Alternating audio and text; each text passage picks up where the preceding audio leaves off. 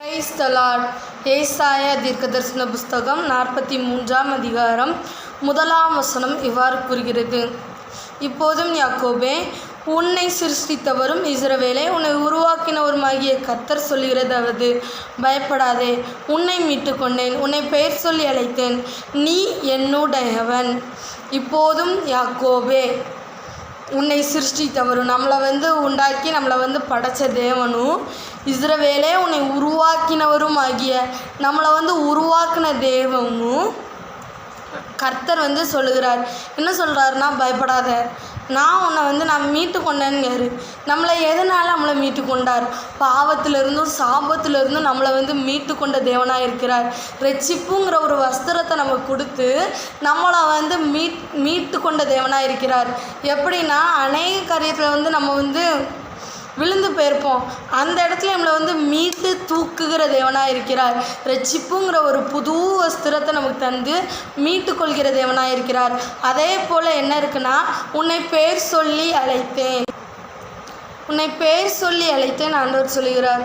பேர் சொல்லி உங்களை அழைச்சிருக்கலாம். அநேகரை ஊழியத்தின் பாதையில் கூட பேர் சொல்லி அழைப்பார். அதே போல் பேர் சொல்லி அழைச்சி சுகத்தை கூட உங்களுக்கு தந்திருக்கிற தேவனாக இருந்திருப்பார். நிறைய காரியத்தில் உங்களை நேம் சொல்லி கூப்பிட்ருப்பார்.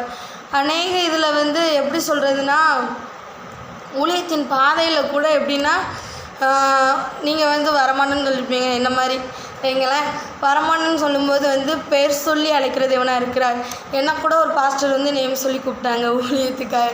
என்ன சொல்லி கூப்பிட்டாங்கன்னா, என்னோடய நேம் ஃபுல் நேம் அன்புமணி ஜெபமலர். ஆனால் என்ன ஜெபமலர்னு சொல்லி ஆண்டவர் பேர் சொல்லி அழைத்தார். ஏன்னா எனக்கு அன்புமணி பிடிக்காது, ஜெபமலர் தான் பிடிக்கும். அந்த ஜெபமலரை வச்சு அழகாக ஆண்டவர் பேர் சொல்லி கூப்பிட்டார்.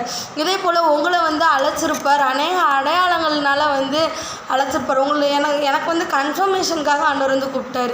நீங்களும் ஒரு கன்ஃபர்மேஷனுக்காக காத்திருந்தீங்கன்னா இதுவே உங்களுக்கு ஒரு கன்ஃபர்மேஷனாக இருக்கலாம். உங்களை பேர் சொல்லி அழைக்கிறார், அழைத்த தேவனாக இருக்கிறார். தைரியமாக வாங்க. எல்லாத்தையும் ஆண்டவர் உங்களை அழைச்சார்னா தைரியமாக வாங்க. எதுக்குமே நீங்கள் பயப்படாதீங்க. அவர் உங்களை தான் நடத்துகிற தேவனாக இருக்கிறார். நீங்கள் யார்? நீ என்னுடையவன் என்று ஆண்டவர் சொல்லுகிறார். நீங்கள் அவருடைய பிள்ளைகளாக இருக்கிறீங்க. எப்படின்னா,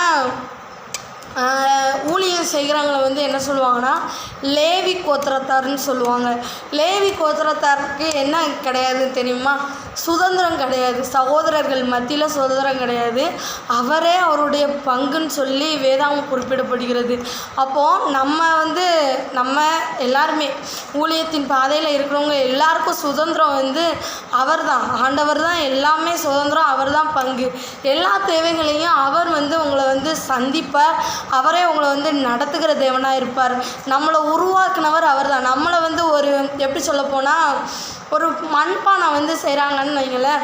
ஒரு வாட்டர் பாட்டில், இப்போலாம் நிறைய வாட்டர் பாட்டிலாம் அந்த மண்பானையிலே வருது.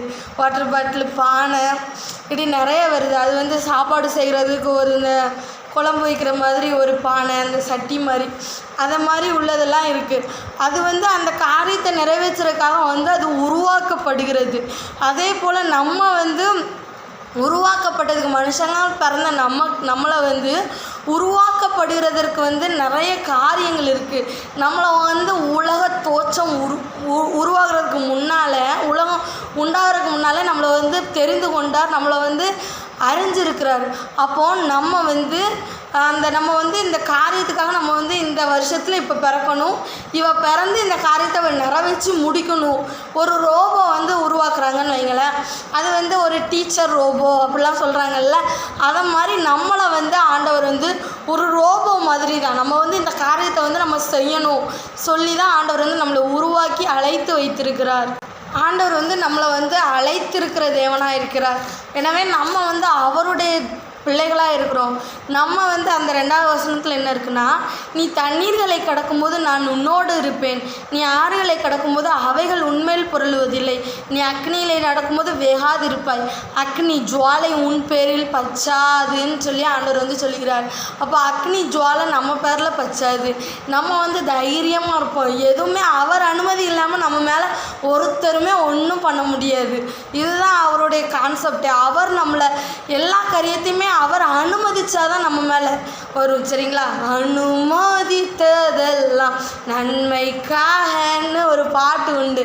நீர் நடத்திடும் விதங்கள் நன்மைக்காகன்னு ஒரு அழகான ஒரு சாங் உண்டு.